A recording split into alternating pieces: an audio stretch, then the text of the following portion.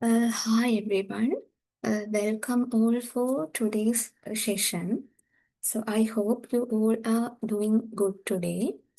So before starting the session, let me give me a small introduction about me. So I'm Devambihai Devapalan, a computer engineering graduate from University of Peradeniya. And now I'm working at a MNC company as a software engineer. So let's start. So this session is a brief introduction of our course, Web Application Development 2. Okay. So in the course, this is the course roadmap. By the end of this course, you will know how to create a complete web application using these kind of technologies. The first chapter is server-side web development using PHP and MySQL. The second is fundamentals of Ajax. In the third chapter, we are going to study about advanced client-side development. Okay. In the fourth one, introduction to web application security. So these are the four main chapters in our web development 2 course, right? So this is a course roadmap. So we'll go into the slides now. Let me ask you a question. What's your favorite application? Okay. So if we ask this type of question, the answer could be Instagram or Facebook or Google Docs, even Canva. So these are the kind of web application we use in our day-to-day life. Okay. So in this course, we are going to study how to develop this kind of application in a secure and perfect manner, right? So this is the thing I'll give you for a small introduction. So you can think about those applications and how they works. So a web application is little bit different from a normal website. Okay, so a website may just show you a static contents, but in the case of web application, we can make interactions in the application. For example, if we take Facebook, in Facebook, we can comment on a post or like some kind of post, or we can post whatever the picture or the content in the Facebook. So those kind of interactions we can do in the web applications. But in the static websites, they only show the text or the images. Okay. So now you can understand what is website and web app. So in our next slide, here we'll see about from websites to web application, what are the differences are there. So in the websites, only static contents are there. Static contents means only images or text in the web pages. But in the evolution of websites or web apps, we can see dynamic pages. Okay. So in the dynamic pages, the content is generated by the server side. So instead of only constant text or the images, we can see some dynamics in the dynamic web pages. Okay. Then the evolution come into the interactive applications. So interactive applications are, as I told earlier, Facebook is the interactive application. Okay, we can use Facebook in mobile or in our desktops. So I'll give you some examples of interactive applications. There are shopping carts or Google Maps. I'm pretty sure you are using Google Maps in your day-to-day activities, right? So in Google Maps, they mainly use Ajax technology to make some interactiveness to the users, okay? And Instagram also, they use JavaScript, MySQL and PHP to create the application more interactive, and users also love the application because they love to interactive in the application. So now in the trend, most of the web applications are interactive. Okay. If you have any doubts, you can unmute and ask to me, or you will put messages in the chat. I'll reply for your doubts. So I guess you are clear in this website to web apps evolution. So in our next slide, I'll give you a web interaction cycle. So this is the web interaction cycle. So I'll give you a small trick when you study about a new topic or a new subject. You can make this type of visual aids to understand the content easily. So if you remember the points in this slide, you can call this kind of images. So you easily remember those kind of things. So in your studies also, you can use this kind of interaction plots. So here, when the user send any request from the browser, the request initiates to the server. Then what happens? Then the server process the request. In the server, processing request is happening. So server using PHP and MySQL to process the user's request. Okay. Then the third step is server prepares the response to the request sent by the user. So after server prepares the response, the server sends the response to the browser.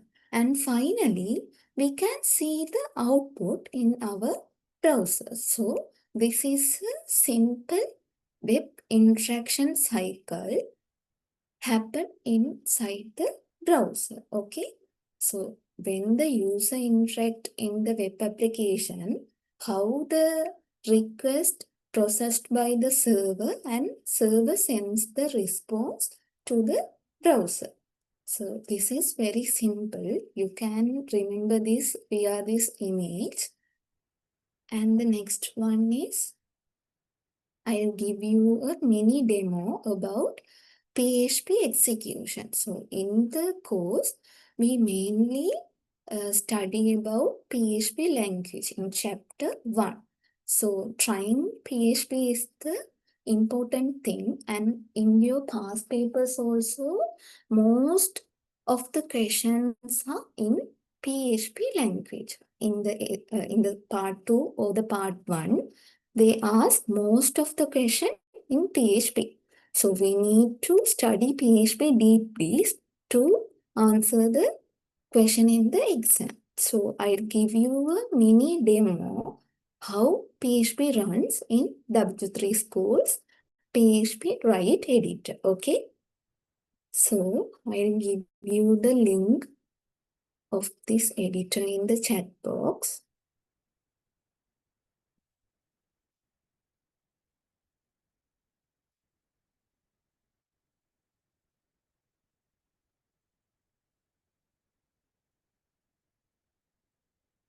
you can open the link in your browser.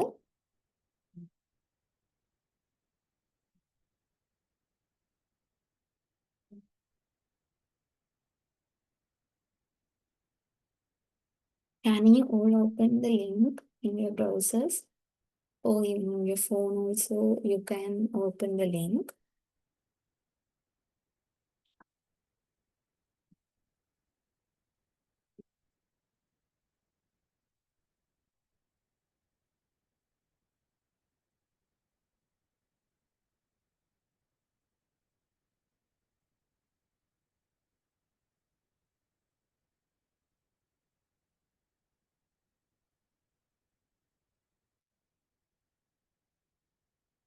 I hope you are seeing this PHP Write editor screen. Can someone confirm this is visible?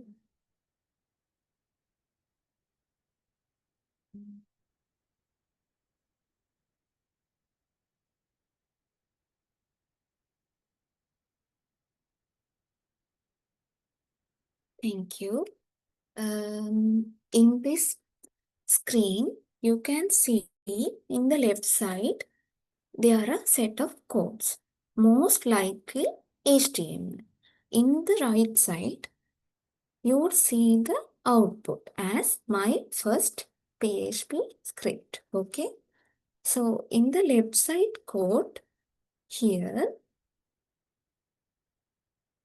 the PHP tag is new to you.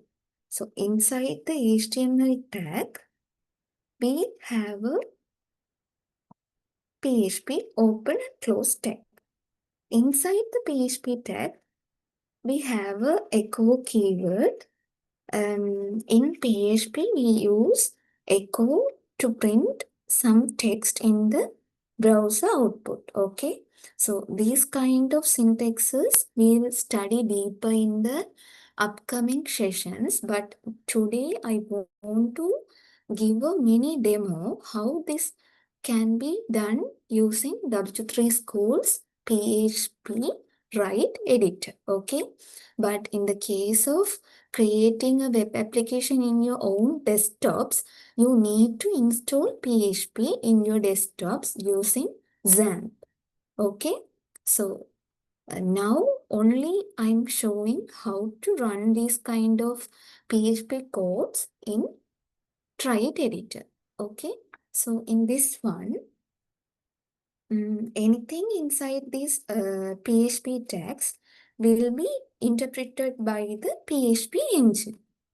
Okay, interpreted by the PHP engine. That's in the server side. So this code is a server side code. Okay, so when we click the run button,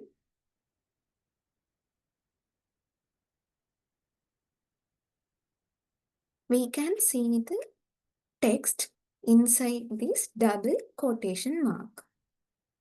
It's clear, right? So inside this double quotation mark, some text is there. So when we click the run button, we can see the text inside that double quotation marks followed by this echo command. So echo command used for print some text in the browser front. Okay. So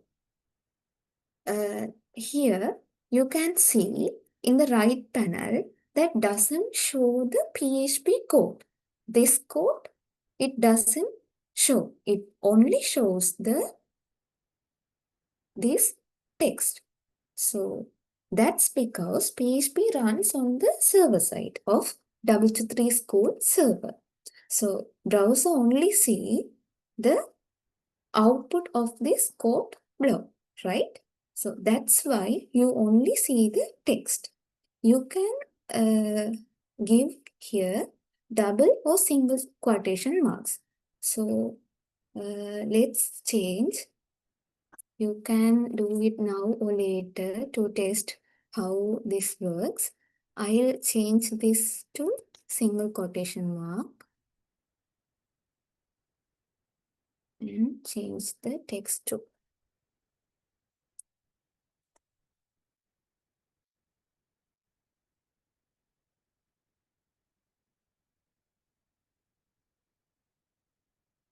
Okay.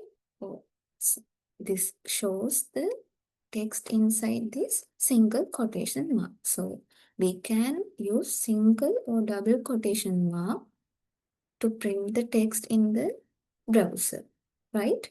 So this is a small demo. And note the quotation mark, single or double quotation mark we can use.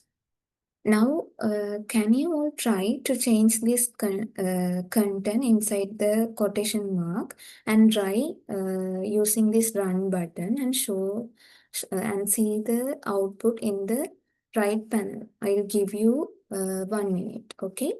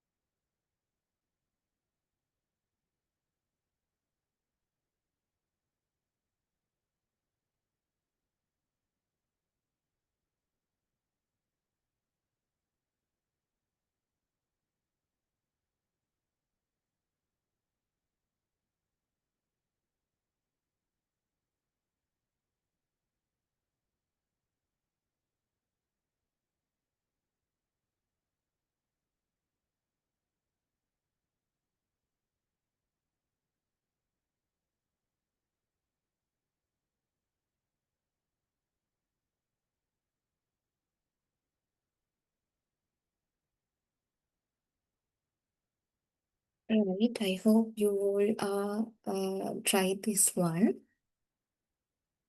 Now we'll switch into our slides.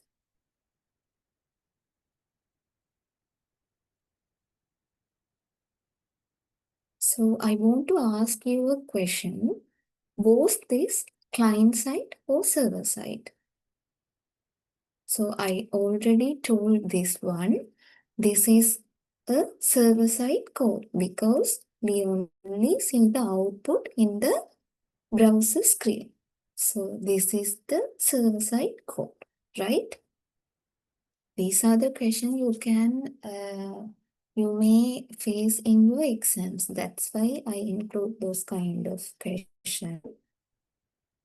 So next we'll see about chapter-wise chapter. What are the main contents we'll study to our upcoming sessions, right? So in chapter 1, the first important topic is PHP basics. In PHP basics, we are going to study about how to install PHP using XAMPP. Okay. To run PHP, we need a server, right? So we need a server environment to run PHP because we already know PHP runs on server side. So we need to prepare a server environment in our own desktops to run PHP codes. So we use a package called XAMPP. This is the screenshot of installing PHP using XAMPP. We'll go deeper into how to install PHP using this XAMPP package in our upcoming classes. But now I'll give you a small intro about this one. So this setting is important because it gives us a local development environment. By setting this XAMPP package is important to create our local server-side environment. So that's why we are going to install PHP using this XAMPP package, right? So we can practice PHP codes and execute database connectivities using this installation. So the next one is syntaxes, variables, constants, and functions of PHP language. So, in this second screenshot, you can see I provide some kind of variables. In PHP, we need to indicate $sign inside the name in front of the name of the variables. You can see here in front of website name, we'll provide $sign, and same as inside my array, the $sign is there. So when it comes to defining variables in PHP, we should type $signs in front of our variable names. As well as constants, we follow the same standard. But in functions, so function is a block of reusable code, okay? So whenever we need to perform a specific task, we can make a function to perform that task in a proper way. So instead of writing same code again and again in our code file, we can use functions and we can call them multiple times in the code, right? So this is an image of a basic PHP function. Here you would say in PHP, we need to give function keyword for the functions and a function name. So this is the definition of the function. Inside each and every functions, we should have a block of statements that can be printing something or some kind of calculations or some uh, directing to new links or some kind of special task. So inside every functions, we can give block of statements. So in this function, they are going to print this sentence. Welcome to demo school, right? So I already told you echo keyword is used to print text in PHP. After defining the function, they call the function using this calling method, right? So this is an example of a basics function in PHP. Okay. I hope this makes sense. You can understand this one. If you have any doubts, let me know. Next, the important topic in chapter 1 is control structures. Okay.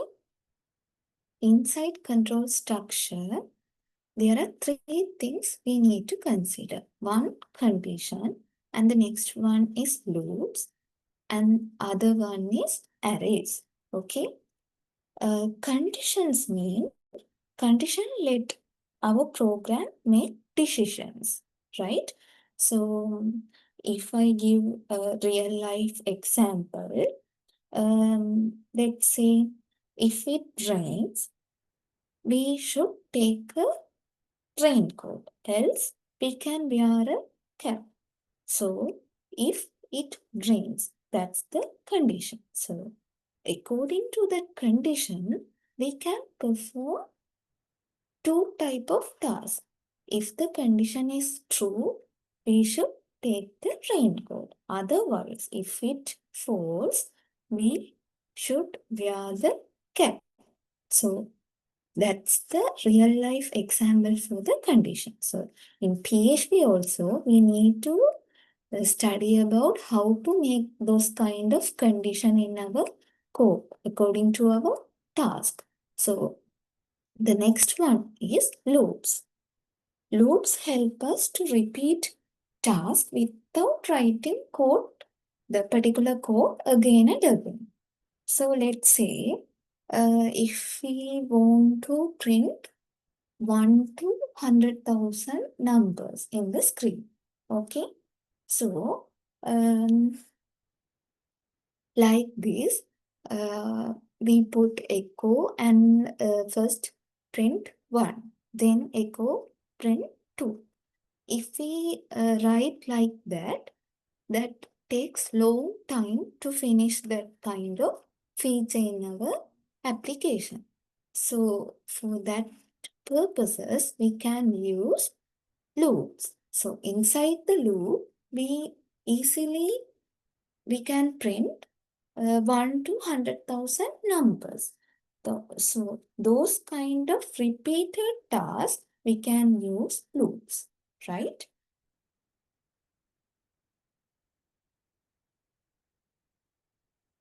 Then arrays.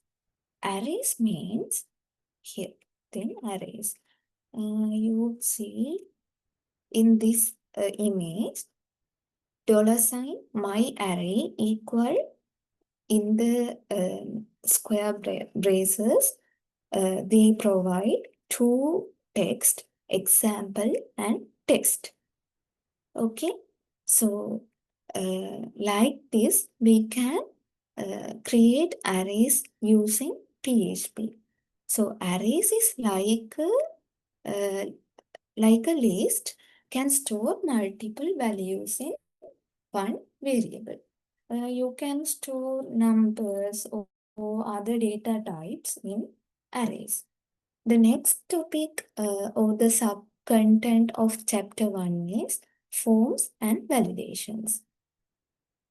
In the case of developing web applications, forms are the very important features to developing the applications, login, or the sign-up pages, or the let's take library management application. So there, if we add a new book to the library, we should form to indicate that book's detail. So most of the application use forms for their each and every features. So here I provided a screenshot of sign up form. Uh, these are the input fields like username, email, and password. Those are the input fields, and user can fill those kind of input fields and click register to submit that form. So form is a very important feature of web application. So in chapter 1, we are going to learn deeper about forms and these get or post methods. Okay. So in the case of validation, we can use input filtering, sessions, and cookies, right? So input validation means we must validate user input to prevent errors in the web app. Like when we enter the username, that should be the string. We can't enter any numbers or special characters in that user's name. So that's an example of input filtering. And in the case of session and cookies, sessions store information on the server about the user, like login state of that user or the active state of the user. Those kind of information can stored in the session. And the cookies store the user preferences in the user's browser. Okay. In the chapter 4 also we study about these sessions and cookies deeply, but in chapter 1 they'll give you a small or the brief details of this session and cookies. That's why I'm including these also in chapter 1, right?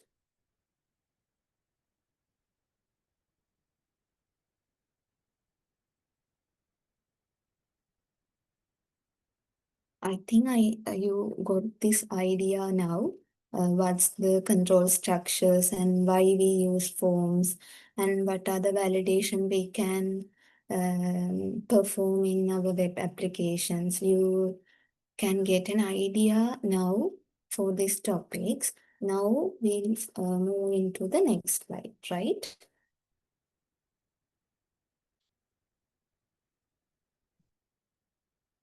In this one, the first point is file and email handling. In chapter 1, they covered about read and write files and uploading files and how to handle email inside our web applications. Okay, so in reading and writing files, PHP can read from the files and write to the files. So both actions can performed by PHP language. What are those? First one is write to the files and the next one is read from the files. Okay, those kind of two activities can perform by PHP language. Okay, so this is very useful when it comes to save the logs in a file. So some applications we need to store the logs of that web application. For that kind of purposes, we can using the file handling features in PHP to write the log files for the web application. And the next one is uploading files. Like web application often allows the users to upload files. Okay, for example, in your like get we can use application to get passport. For that application, we can upload our NIC image or the NIC PDF. So that's the example of uploading files in web application. So those kind of features also can be handled by PHP. Then sending mails. So, for example, if we forward a password in a like Canva, let's say Canva, you forget your password. Then what you can do, you can press the forgot password button and forgot password link, and you can get a verification email. Using that one, you can reset the password. So, in that cases, we need to use email sending feature. So, using PHP, we can create those kind of email sending features too, right? So, in the chapter 1, we'll study about file and email handling using PHP.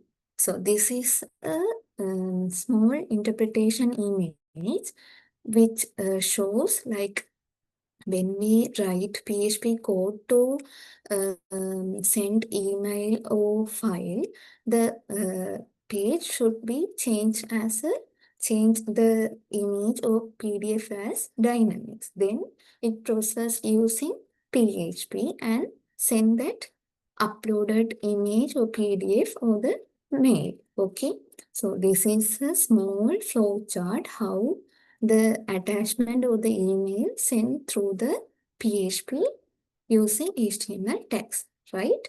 So the next one is WOP concepts and web services. So WOP concept is very important for us, not only for the exam, but also this is important for our job interviews because most of the job interviews in IT industry, the interviewers like to know how good knowledge you have in this WP concepts. Okay. So in chapter 1, PHP, we need to study about object-oriented PHP to get better understanding about WP concepts. That's why they include the topic in chapter 1. So here I provide you an image about a car class and car object. Okay. So you can imagine this car class as a blueprint of a car object. So this blueprint have the important or the basic features of a car. But in the car objects having um, some special features when compared to the basic car blueprint. So this can be viewed as a car class, and these are the different car objects are under the object. Okay. So WOP organizes code into classes like blueprints and objects that are viewed as a real things like this car object. Okay. So think of a class as a blueprint for a car. So you can manufacture these kind of different car objects using this same blueprint, right? I hope this makes you sense and you will understand this one about a class and object.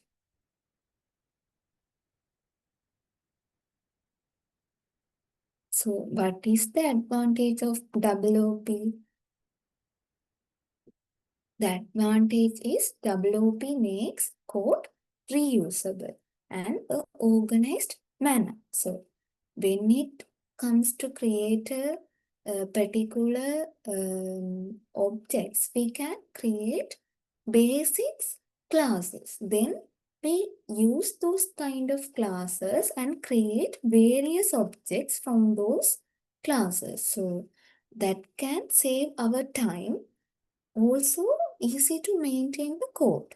That's why we are using WOP concept in each programming languages. So in PHP also we are going to study about WOP concept. And the next thing is web services, right? Web services often use REST APIs. Okay, so REST API with JSON data. Using those kind of JSON data, we can show some important information in our web application for users. For example, in our web application, we need to show some weather information to the users. Okay, imagine that case, right? So in the web application, we need to fetch weather information from a weather API. So in the API, we can get the weather information and show it in our web application. Okay, the information in that particular weather API, and using that API, we can show the information or the modified version of the information in our web application. So users can view that info using that API. So in that scenarios, we use this web services. Okay. So these are the two things covered in chapter 1, WOP and web services, right?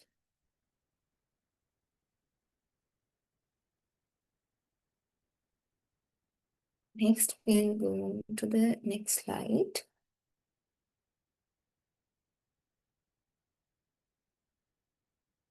This is also an important topic in chapter 1. developing a web application with PHP, right?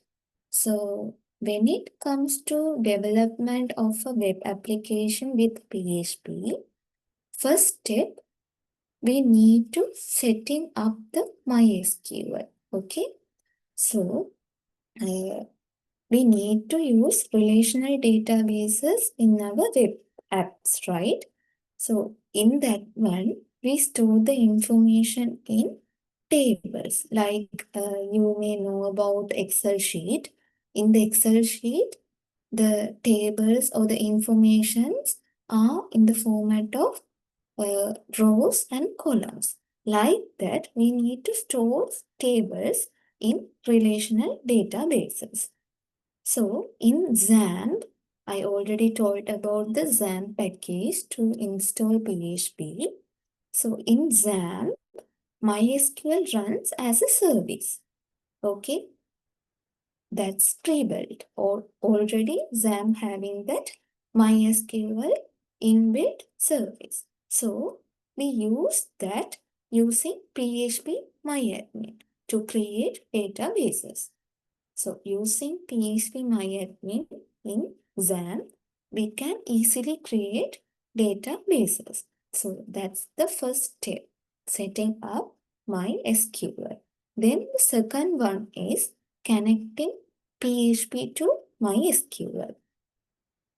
So in this point, we need to know how to connect PHP with MySQL because when we connect PHP to MySQL, after that we'll get the information from the tables or insert in data to the table.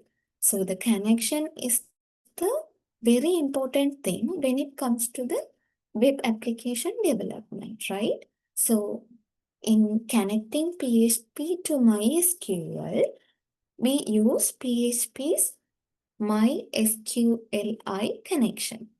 This is an inbuilt feature in PHP to connect MySQL with PHP. This is the extension to connect to databases with PHP, right? So the next one is CRUD operations. CRUD means create, read, update, delete. Those are the four main actions in CRUD operation.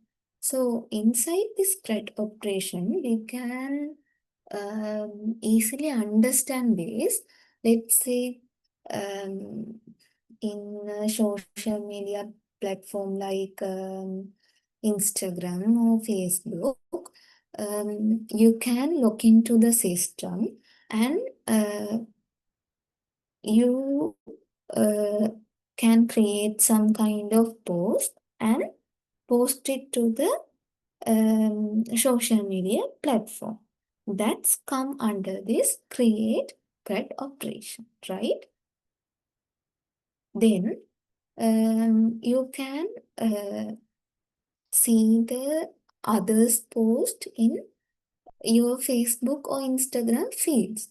That's come under the read CRUD operation. Next, update. Update means, let's say you will change your profile picture in Facebook. So in that case, you change your previous image to a new image. So that's a update. Okay. Then the delete is when you delete a comment in your post, the comment is not available after you deleting that comment. So delete CRUD operation is uh, remove something from your application. So these are the four main operations come under the CRUD. Okay. So the next one is forms with database.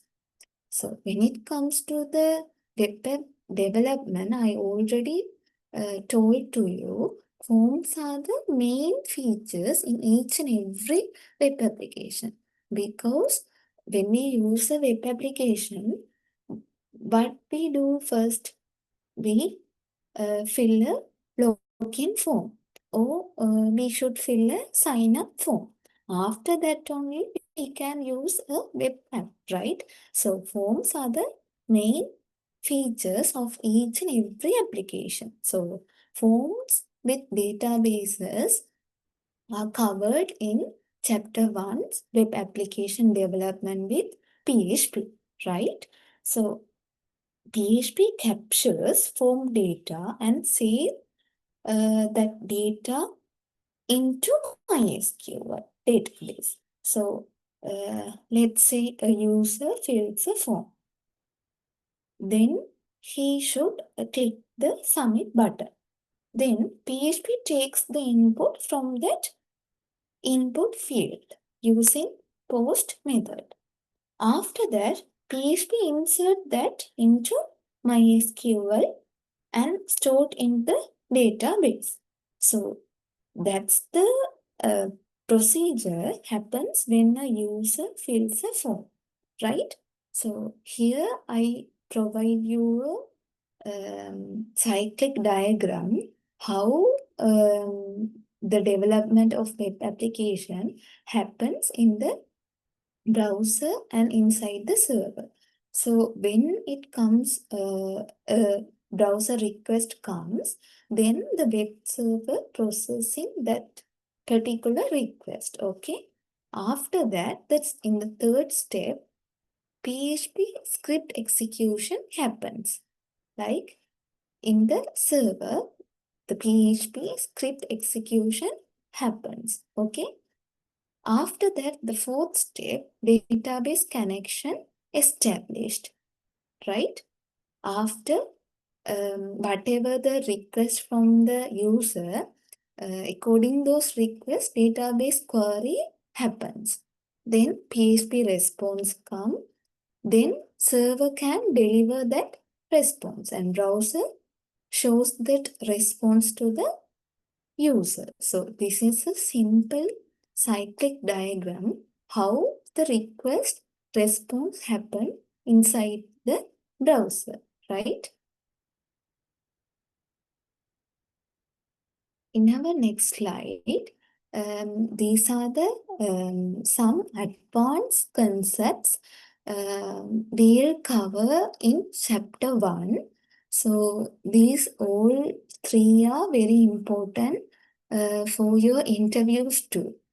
Not only in exams, for your interviews, interviewers should ask you about these kind of topics. The first one is MVC and PHP frameworks. MVC is a architecture uh, in the programming languages the developers often use to maintain their project effectively. So MVC means Model View Controller. Okay. So you can use a paper and pen to note down these things because these are very important.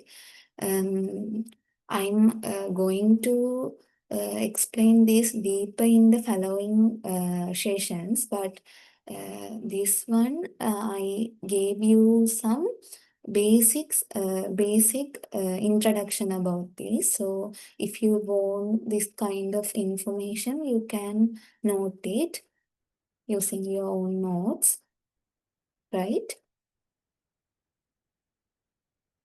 So what's MVC? MVC is architecture used by the developers to maintain their web app projects effectively, and when it comes to debugging stage, it's easy to debug the code if we use some kind of architecture, okay? So in MVC, M means model. So model handled the data and the business logic of our web application. Okay, then the view is like what the user sees in the screen. As if we simply says view is the UI and the controller C means controller. Controller connects model and view, right? So this is the MVC architecture. This separation makes, as I already told, this separation makes big project easier to manage. So in companies, they usually doing big projects. So those kind of projects, they often use this MVC architecture, right? And PHP frameworks. In chapter 1, they also included these PHP frameworks. Um, Before concern about PHP frameworks, first we'll need to know what's framework. So framework give us a pre-built structure for the development. So in whatever language, we can use frameworks to easily create our features using that language. So instead coding everything from scratch, we can use frameworks easily to code our needed features, to use libraries and routing system in that framework. And also frameworks give some security features to maintain our code secure. So always it's good to use frameworks to develop application using PHP or the JavaScript, any kind of language, right? So this can uh, help us to write less code and faster development, right? So when in exams, they can ask you what are the advantages of uh, PHP framework. So for that type of question, we can easily answer like if we use the frameworks that can give less code and faster development, right? The second advanced topic in chapter 1 is unit testing tools. So they'll provide you two unit testing tools, PHP unit and Selenium. This is the symbol for Selenium, right? PHP unit and Selenium. These are the two unit testing tools provided in chapter 1, right? So what's unit testing? That's the important question. What is unit testing? So unit testing is checking small parts of code automatically. We can use this Selenium or PHP unit to check small parts of our code automatically to identify any errors. So those purposes, we use unit testing tools like these two, right? If I give you example, let's say you created a function to add two numbers like 2 and 5. Then whatever the scenarios, the answer should be 5, right? So using this kind of unit testing, we can test each and every scenarios, what's the output the particular function shows. So that's the unit of our whole code, right? So unit testing used to test our small part of the code inside the application. So the third advanced topic is security threats and solutions. Okay. So in security threats and solutions, we also study this one in chapter 4, but in chapter 1, they they provide some basic introduction about this security threats and the solutions. That's why I include this one also in chapter 1. So in the case of security threats, most of the web applications face threats like SQL injection or the cross-site scripting or session hijacking. In those threats, a hacker or a bad person inject a malicious code in your web application, right? In the image, you can see a bad guy or the hacker inject a malicious code into your web application. Then what happens? It collapses your web app and gave you some errors from the server. So the hackers hijack your web application using their malicious codes. So these are the example of security threats, and we can use some solution to overcome those kind of threats. Okay. So these are the subtopics in chapter 1. So if you have any doubt on these topics, as I told till now, you can ask, and we'll have a small break, and we'll discuss about chapter 2 in 3 to 4 minutes. Let's take a small break.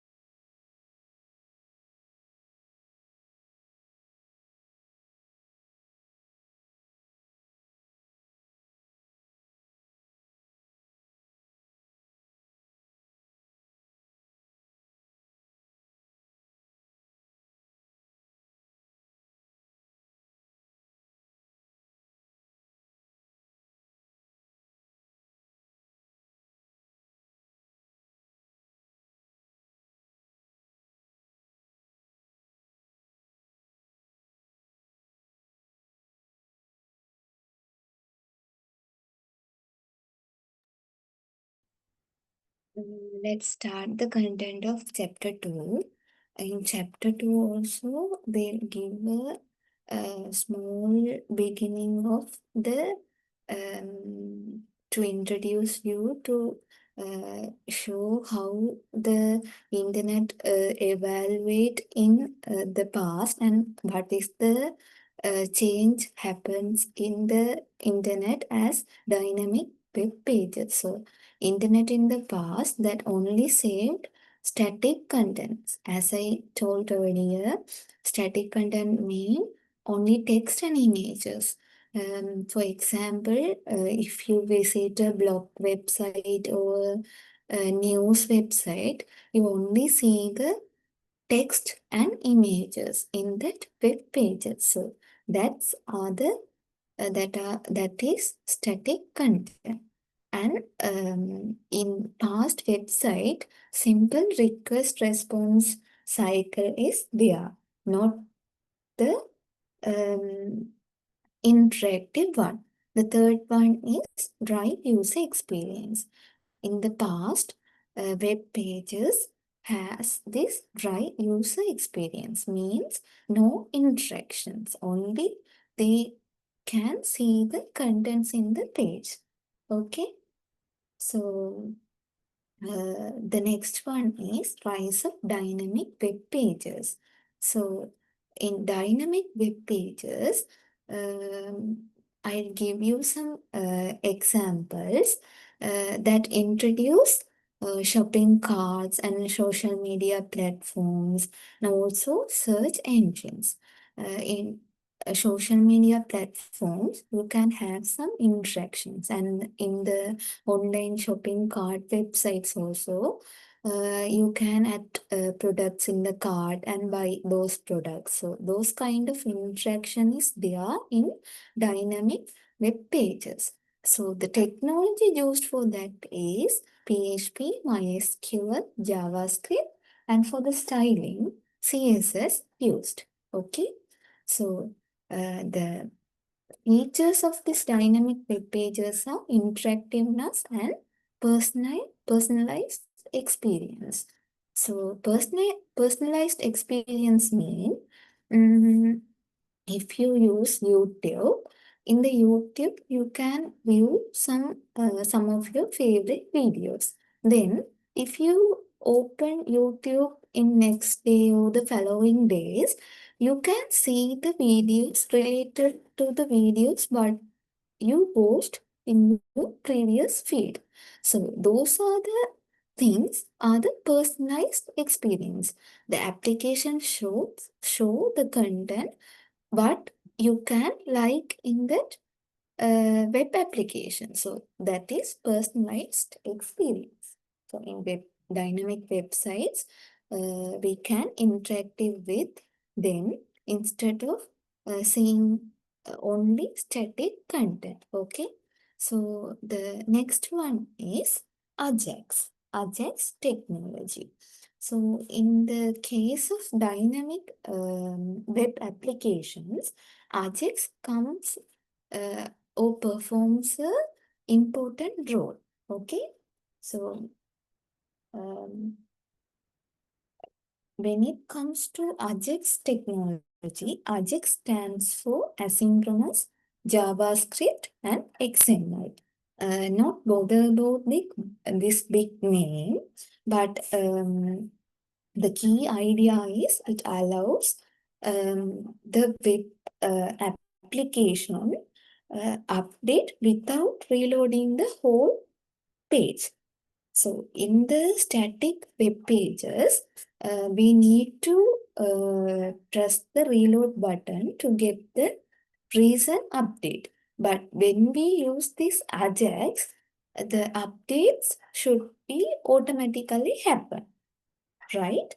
So for example, in Google Maps, when we track a particular place, only that particular place is reloaded, but the other things not reloaded. So using Ajax technology, we can reload what is the part we need without reload the full page, uh, like the constant web pages. So this Ajax improves the responsiveness and the user experience. So in social media updates also Ajax used. Here I provide you a screenshot of a social media post. So when you click the like button, this count you can see here, the reaction count showed 22,238. So if you press this like button, the count increased by 1 suddenly. So you don't need to click the reload button to the update of this interaction counts. So this is a perfect example of Ajax. Okay.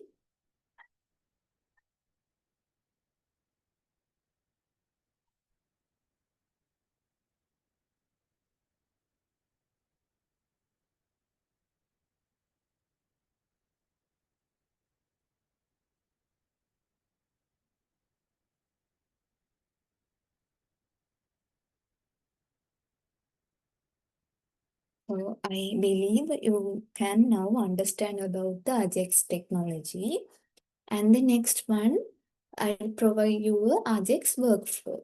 So in this diagram, you can see the browser initiates an XML HTTP request object. Then the browser sends the request to the server. So after that, the server processes the request and return the data. Then the JavaScript updates the DOM. So we'll see about DOM in the upcoming slides in JavaScript.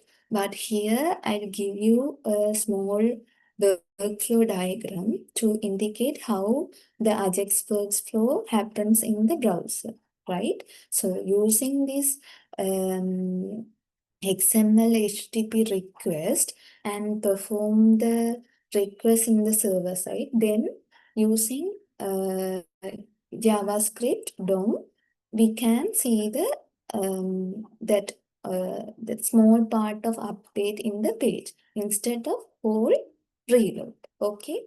So the next one is data formats. So in chapter 2, we'll see two data formats. There are XML and JSON, right? So when a browser talk to a server, they need to exchange data to server. So they use data format to structure the information. So there are two common data format, as I told, XML and JSON. XML is used for transport and store the data in a structured manner. Structure mean here you can see in the image under the XML there are some information inside open and close text. See city open tag and city close tag. In between this text, the city name is there. Like that, we provide a structured data inside XML data format. But in the case of JSON, that's lightweight and easy to parse. So this is widely used because here we store the data in a key value pairs. In data structures and algorithm also you will study about that key values pairs. So here in JSON format, the data stored in a key value pair manner. So this is more lighter than this XML format. So nowadays, most of the web application use this JSON data format to talk with their server. So I hope you will understand this one. In next slide, this is an important topic in chapter 2, version controlling. In the case of industrial interviews, they also want to know about you, how you use these version controls in your projects. Because in the industry projects, we should use this version control, and they expect us from how we can handle those kind of versioning through the project. So in chapter 2, for version control, they provide about Git. Git is the distributed version control system. For example, if you are working on a project, there are 5 members in your project, right? So one member can edit one file. Then the other member mistakenly delete an important file. Then without version control, we can't get the important file back. But if we use this Git version control, we can undo that change and get the file back. So using this version control, we can track who, what, or when, and why the changes happen. And the features of this one is branching, merging, history, and undoing changes, like I said. So this is the image showing some Git commands like pull, push, commit, and pull. So these are the commands we usually used in Git version controlling. So in chapter 2, we'll go these things deeper. And these are the platforms we'll use for version control, GitHub and Bitbucket, right? The next slide. In chapter 2, these are the two important topics, PHP coding standard and frameworks. We also study about the frameworks in chapter 1, but in chapter 2 also they provide more deeper information about the frameworks. So in PHP coding standard, first, we should know why we use this type of coding standards, right? So if everyone writes the code in their own style, the project becomes messy, because I wrote a code in my style, you can write the code in your style, then the project gets messy. If there are any bugs in the project files, we can't identify them or solve the bugs. So if all of the members use the same coding standard, then we can easily debug the project and maintain the project files. So that's why we are using coding standards. So in PHP also, there are some coding standards there. So in coding standard, we can do consistency in naming and some standard indentation and use some standard braces in the code. So in PHP, we can use PSR standard. That's the coding standard used in PHP, right? So this is the tools we can use to manage the coding standard, PHP code sniffer and PHP documenter. So these are the two tools we can use. In frameworks, I already said framework provide the structure and reusable code. And these are the popular frameworks we can use in PHP, Laravel, Symfony, Code Igniter, Zend, right? Then the benefits I already told. By using the frameworks, the development is faster, and we can have better testability, and we also um, can use these design patterns inside the frameworks, right? So the next subtopic inside chapter 3, before chapter 3 overview, if you have any doubts, you can ask in the chat, or you can unmute and ask. I'll give you 1 minute.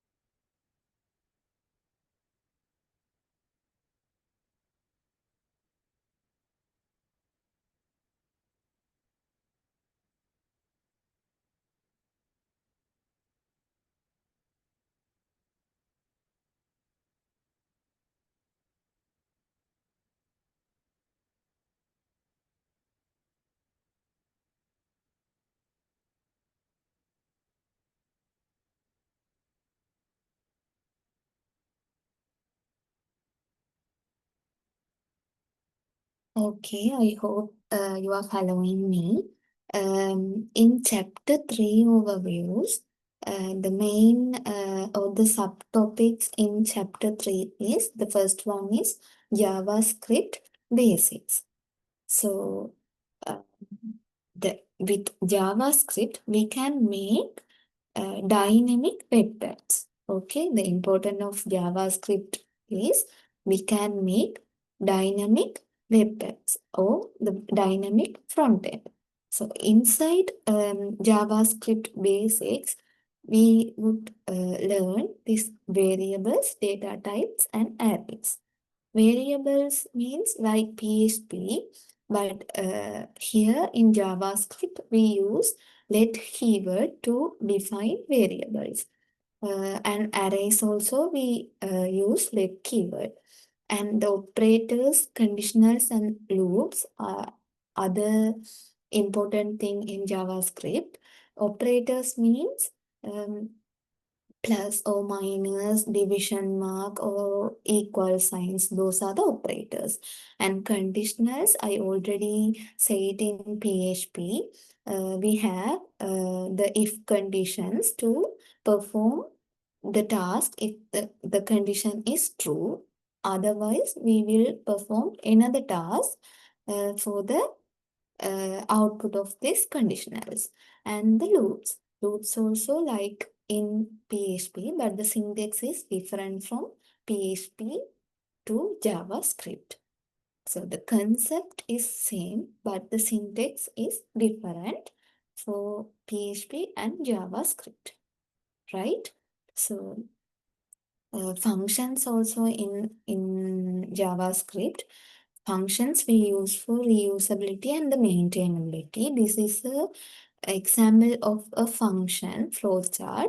When we start the code, we need to initialize some variables. Then we need to do condition checking inside the loop. If it is true, we had a statement, then increment the loop iterations. So inside the loop, we should have the iterations, right? So by checking the condition, we can increase the iterations. If the condition false, then we can end the loop. So this is the example of a loop in JavaScript, right? Then this is the important topic in chapter 3, DOM structure. DOM is document object model, right? So um, here I provide a screenshot of a basic HTML page. When page loads, the browser turn the text in this HTML page into this tree structure. You can see this blue color tree structure, right? So in this blue color, no, the elements are called as nodes of the tree. So each and every text inside this HTML code is denoted here as nodes in this tree. This is called as document object model, DOM. Okay, JavaScript interacts with this DOM object. So JavaScript can find these nodes in the code like head or the body or h1 are the nodes in this DOM structure. So JavaScript can find these nodes and change them. So that makes the page updates when the user make any changes. So these are the methods used by JavaScript to change the DOM object. So here get element by ID and first child and next siblings. So these are the methods can be used in JavaScript to change DOM. And then this DOM structure used for form handling and element manipulation.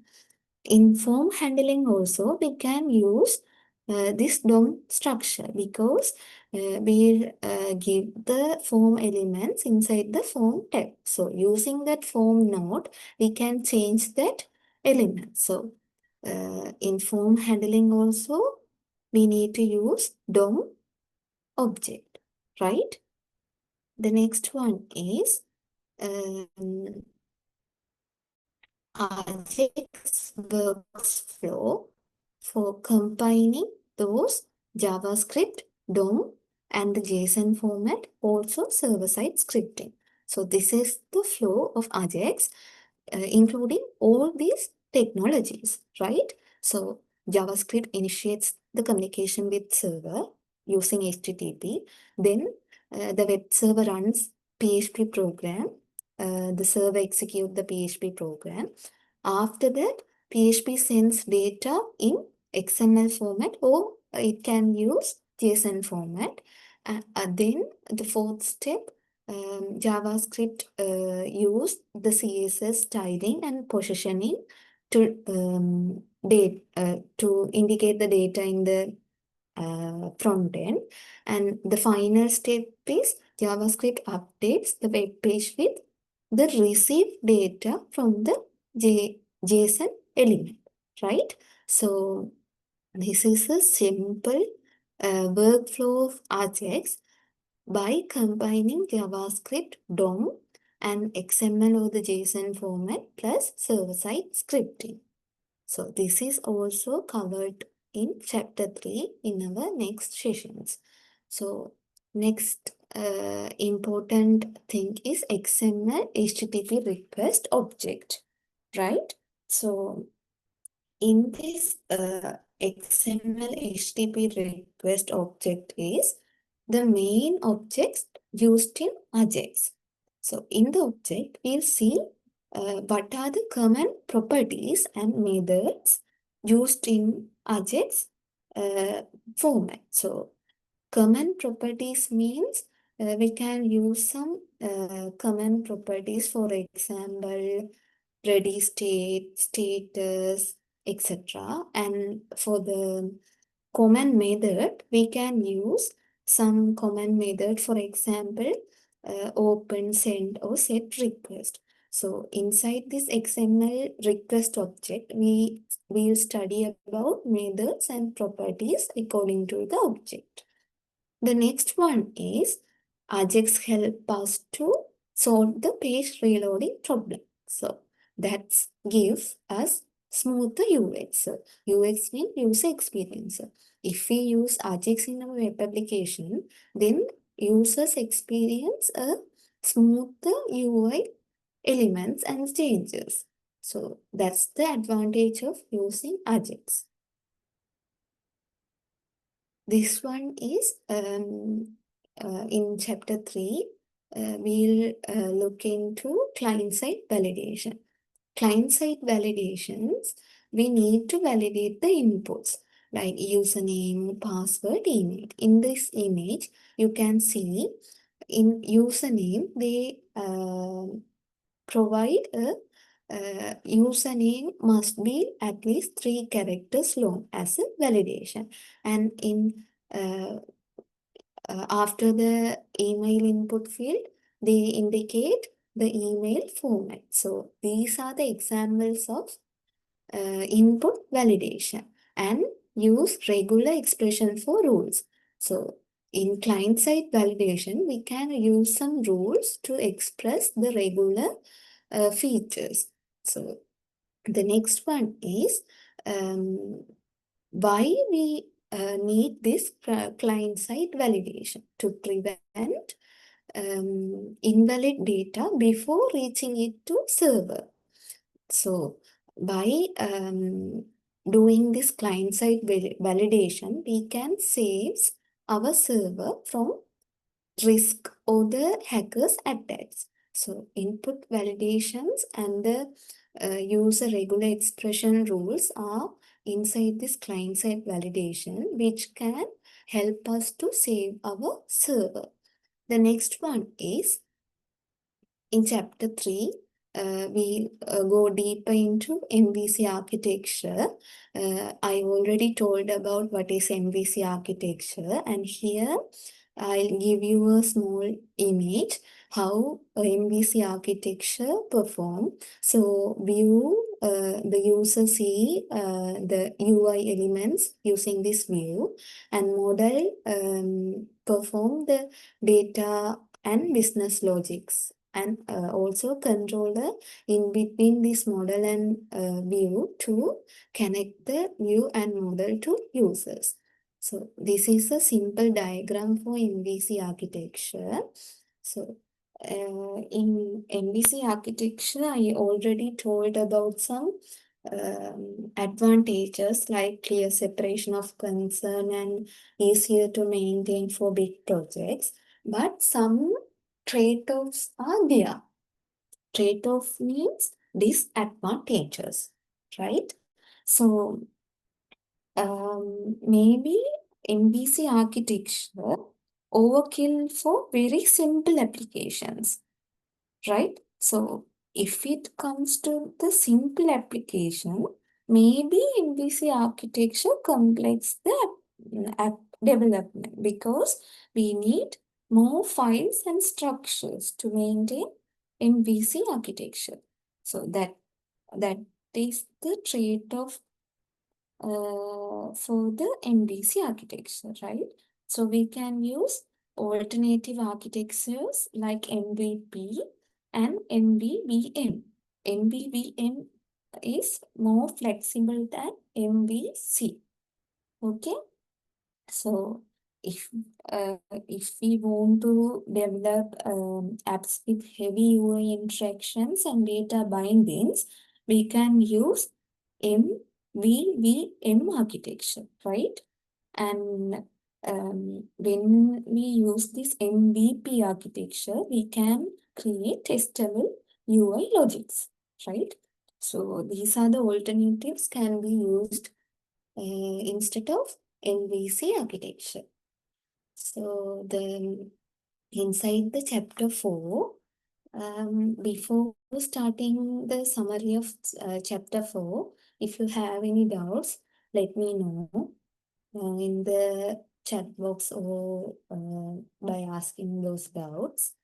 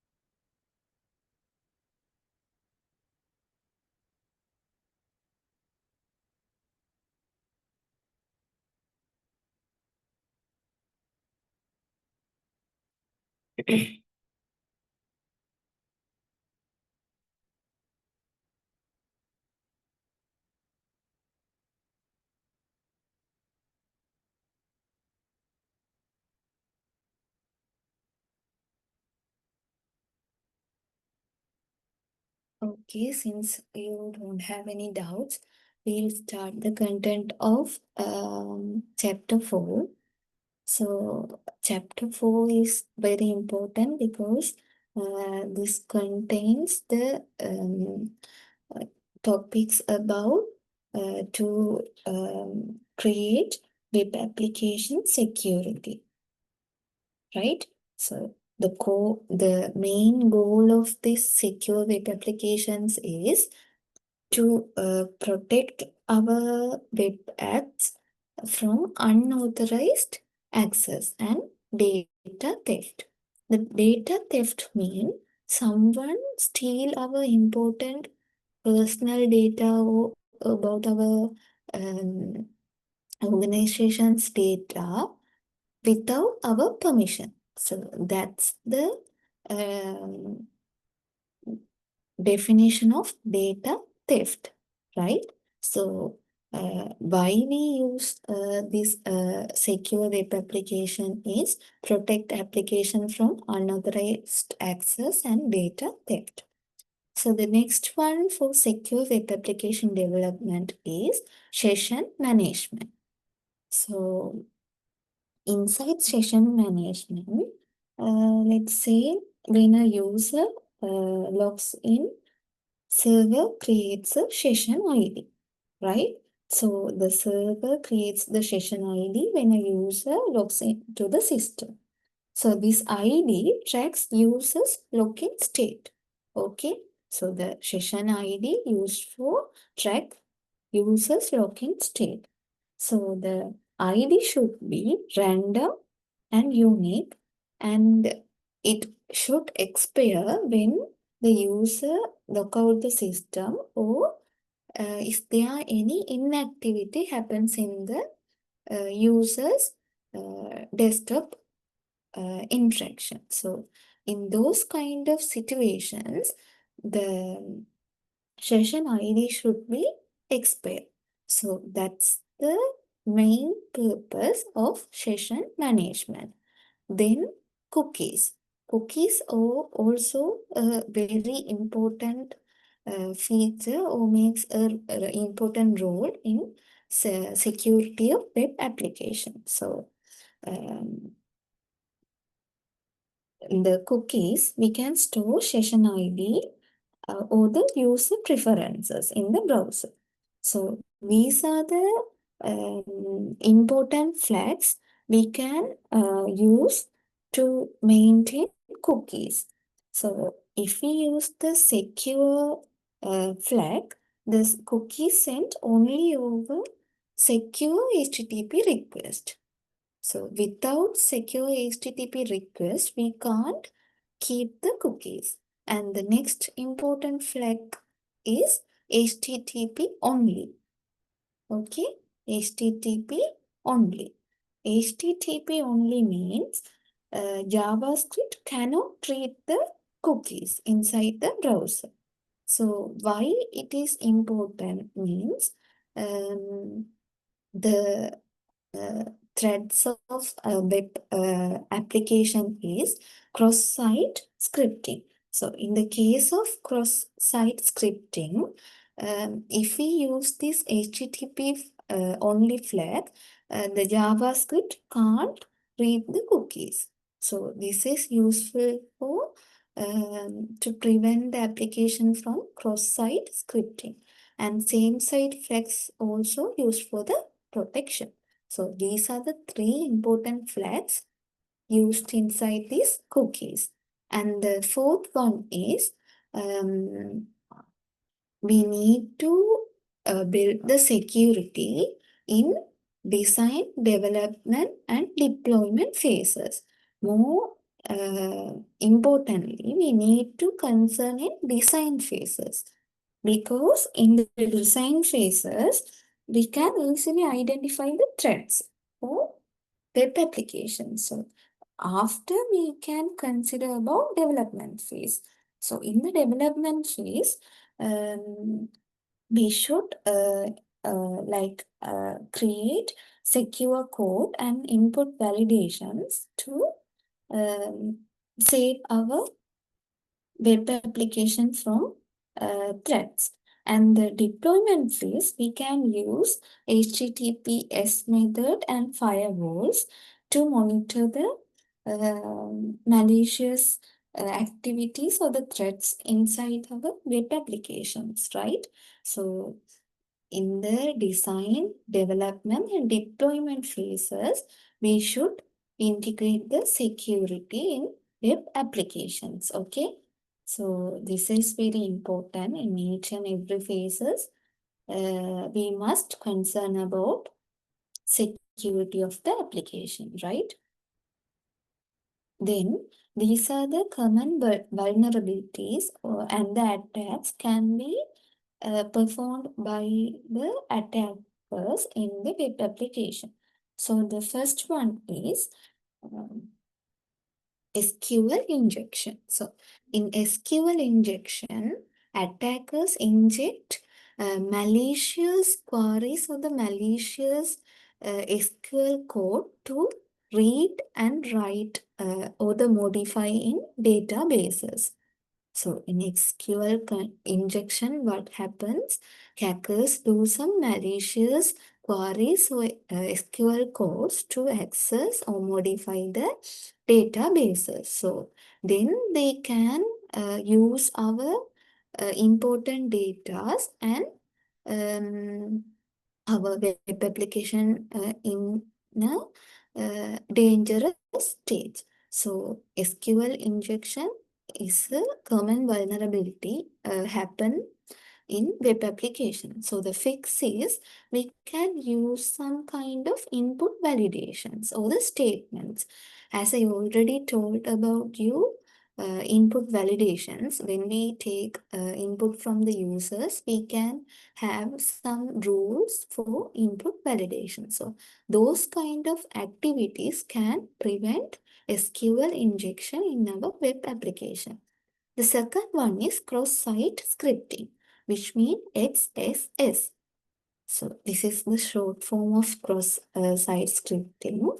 So this is injecting malicious script inside our the real code scripts.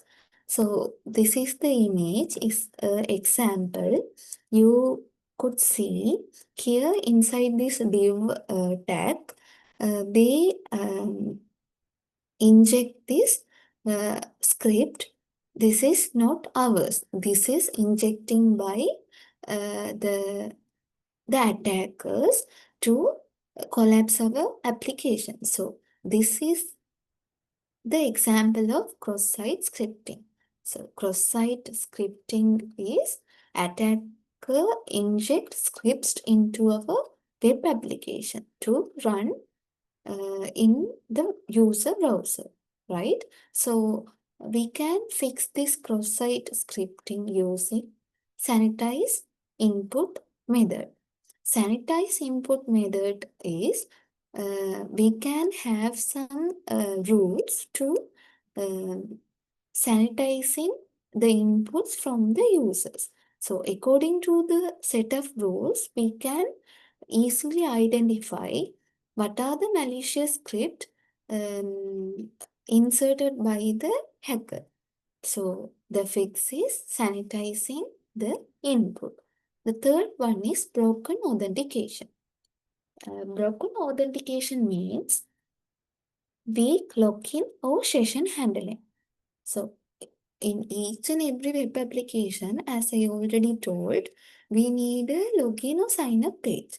So in the login page, some of the application developers didn't focus much about the session or the cookies or how to handle the authorization or the authentication. So in those kind of scenarios, weak login situation happen. So there, attackers can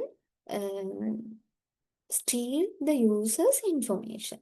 So broken authentication is more dangerous because from users, the attackers can steal their important information.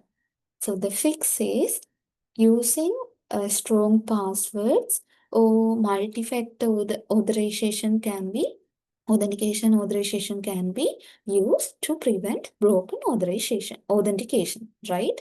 So the fourth common vulnerability is session hijacking. So in session hijacking, attacker steals the session ID.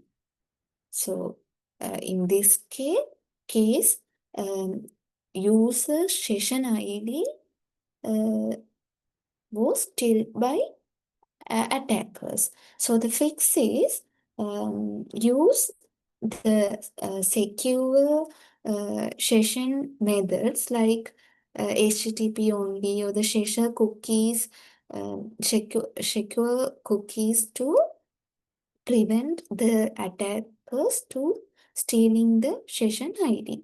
So this is the fix to stop the hackers to steal the session's ID. The next one is failure to restrict URL access. So users can access unauthorized pages inside the web application. So those scenarios, we need to check the permission on the server side for every URL request. So if we identify something is malicious in that particular link, we should restrict that URL access. So we can fix the failure to restrict URL access using those kind of activities.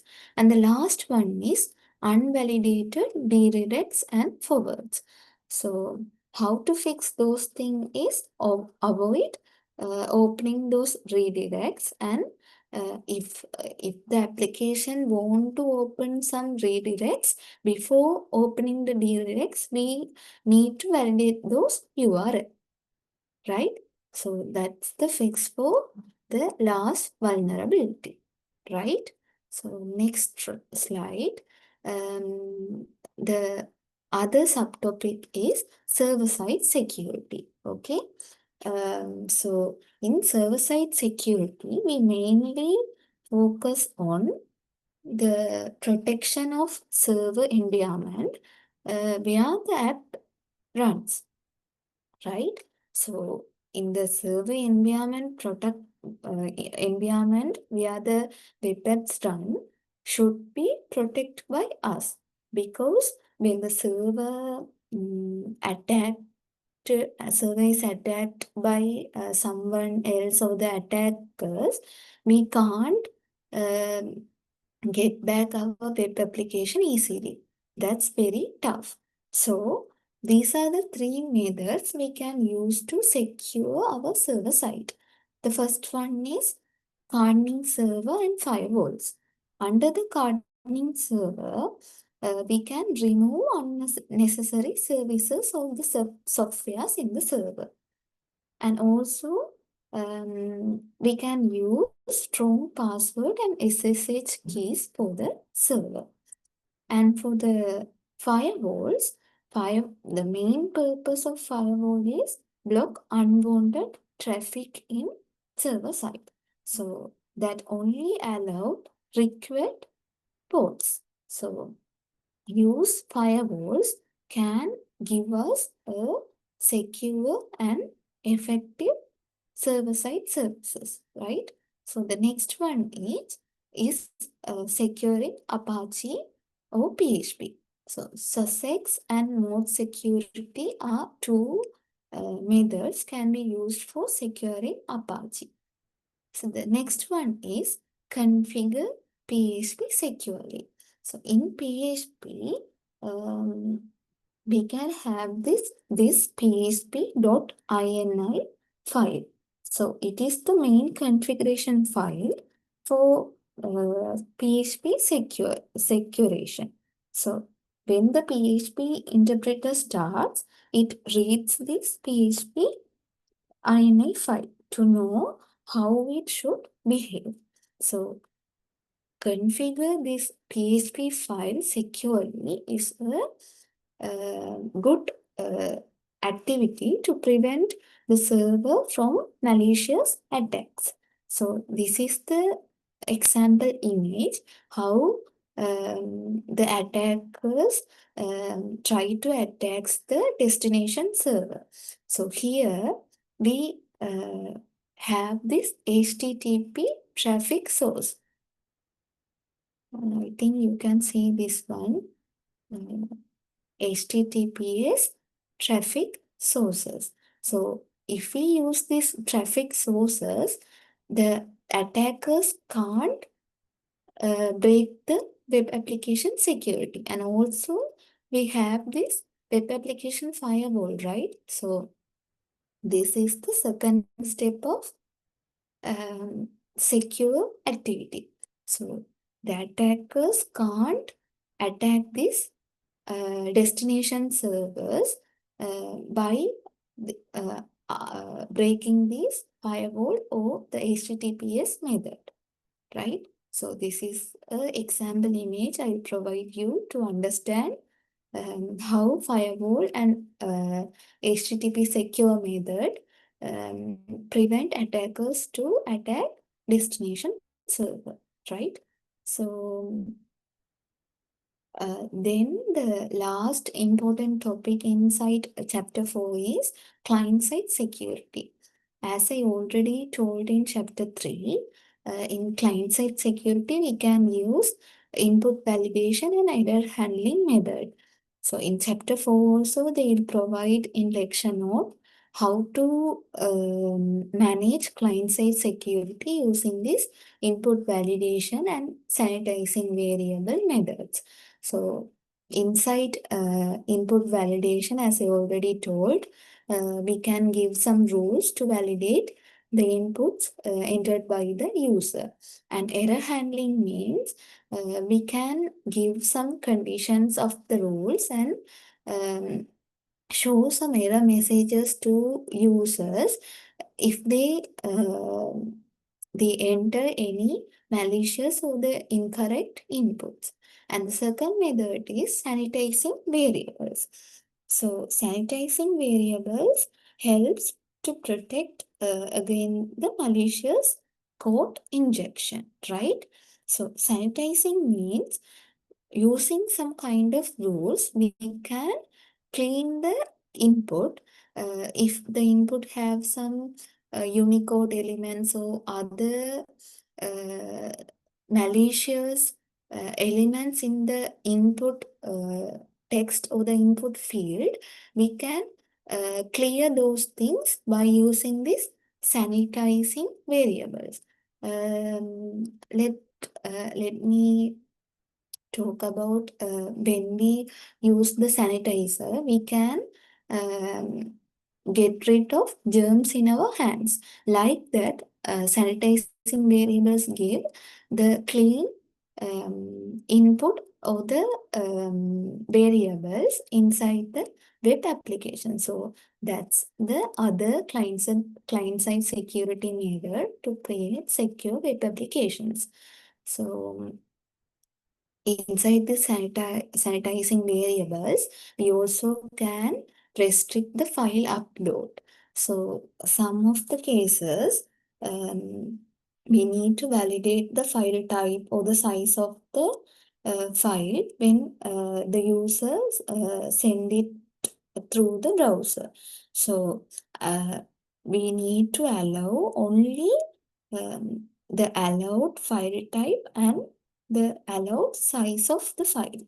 So these file upload restrictions can prevent attackers from uploading harmful files. So this is also important when it comes to the client-side security. And I'll provide you a small diagram to combine client-side, server-side security in one image. So if a person give input to the form and click the submit button, inbuilt, our front end has these validations and input sanitization. Then the processed input data sent to the controller inside server. And if the attacker sends some bad scripts or the links in the input field, using these validations like input sanitization, he can't process the form further.